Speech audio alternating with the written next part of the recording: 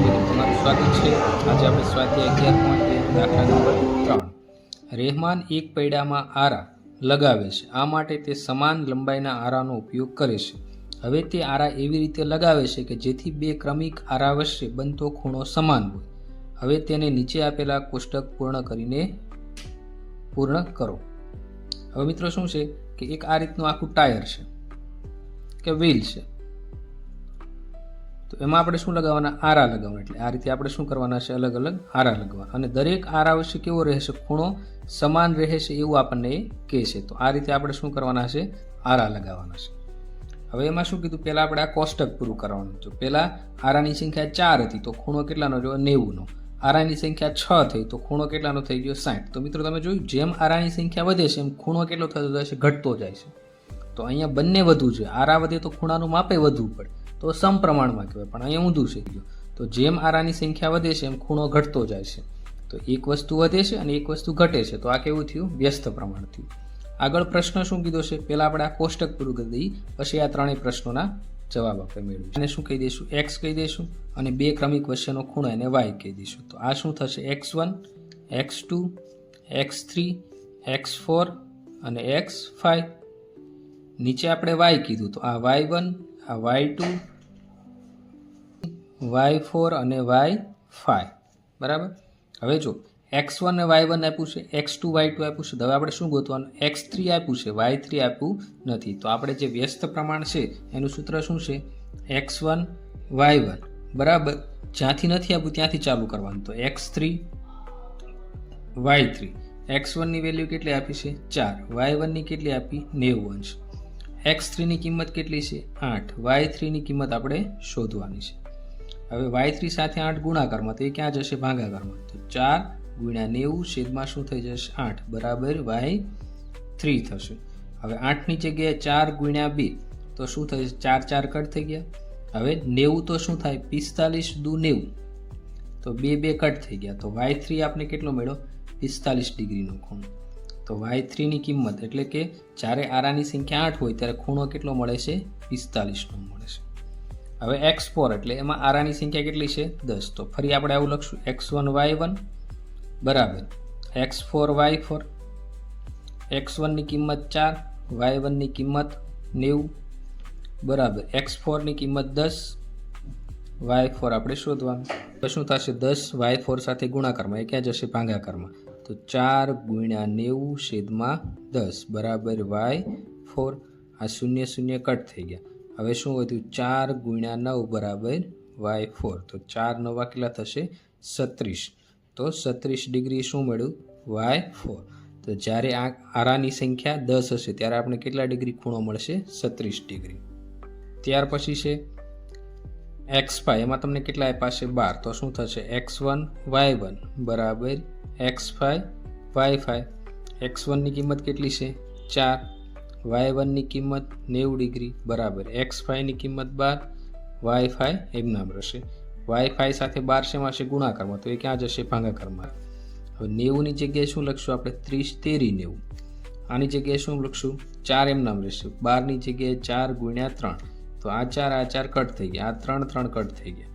તો y5 ની જગ્યાએ આપણે કેટલું મળ્યું? 30. તો y5 ની કિંમત કેટલી મળી? 30 અંશ. તો અહીં આપણે શું લખશું? 30 અંશ. y5 કેટલું મળ્યું આપણને? 30 અંશ મળી ગયું. તો જેમ આરાની સંખ્યા વધતી જાય એમ ખૂણો શું થાય છે? ઘટતો જાય છે. તો આને શું કહેવાય? આ બાજુ વધારો થાય અને નીચે ઘટાડો થાય. આને શું કહેવાય? વ્યસ્ત પ્રમાણ. હવે પ્રશ્ન 3 નો પહેલો, શું આરાની સંખ્યા અને બે ક્રમિક આરા વચ્ચે બનતો ખૂણો પરસ્પર વ્યસ્ત પ્રમાણમાં છે? હવે જો મિત્રો, આપણે આ શું કરશું? જેમ આરાની સંખ્યા અને અહીંયા શું આપ્યો છે? ખૂણો આપ્યો. તો જેમ આરાની સંખ્યા વધે એમ ખૂણાનું માપ વધતું જાય તો એને સમપ્રમાણ કહેવાય. પણ અહીંયા શું થાય છે? જો આરાની સંખ્યા 4 માંથી 6 થાય છે, તો 4 હતી ત્યારે ખૂણો 90 નો હતો, 6 હતી ત્યારે ખૂણો કેટલો થઈ ગયો? 60. તો આરાની સંખ્યા વધે છે એમ ખૂણાનું માપ શું થાય છે? ઘટતું થાય. 90 માંથી 60, 60 માંથી 45. તો આરાની સંખ્યા વધે તેમ ખૂણાનું માપ ઘટતું જાય. તો આ શું છે? વ્યસ્ત પ્રમાણ. તો પહેલાના જવાબમાં શું લખશું? હા, વ્યસ્ત પ્રમાણમાં છે.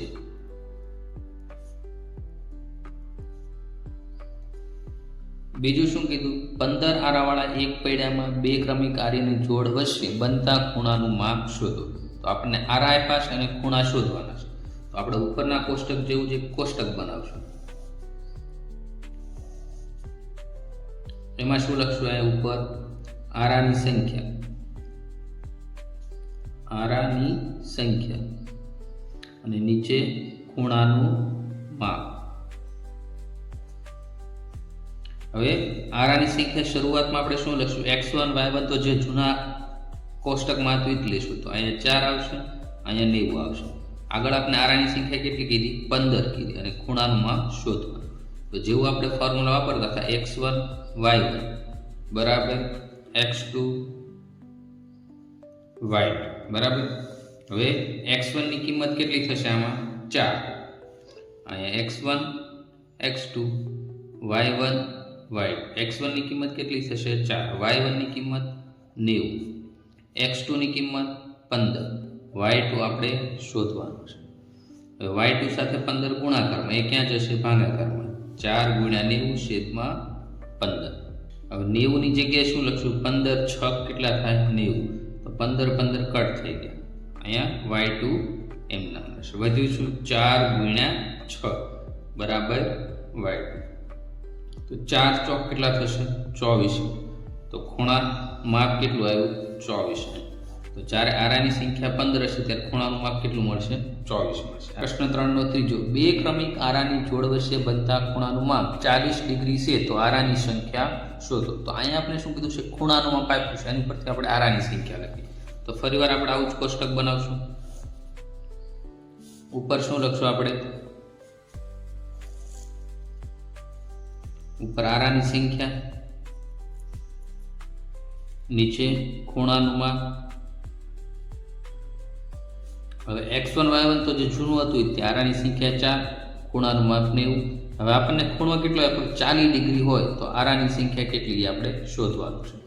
તો આને x1 કહી દઈશું, આને x2, આ y1 y2. તો પાછું આપણે જ ફોર્મ્યુલા x1 y1 બરાબર x2 y2. x1 ની કિંમત 4, y1 90, x2 આપણે શોધવાનું. y2 ની કિંમત કેટલી છે? 40. હવે શું થશે? 40 અહીંયા ગુણાકારમાં, એક ભાગાકારમાં. 4 ગુણ્યા 90 છેદમાં 40 બરાબર. અહીં શું વધ્યું? x2. 0 0 કટ થઈ ગયા, 4 4 કટ થઈ ગયા. તો આરાની સંખ્યા કેટલી મળી આપણને? ખાલી 9. x2 બરાબર 9. તો આરાની સંખ્યા કેટલી મળી? આરાની સંખ્યા બરાબર 9 મળી. તો અહીં શું થઈ જશે? 9 થઈ જશે.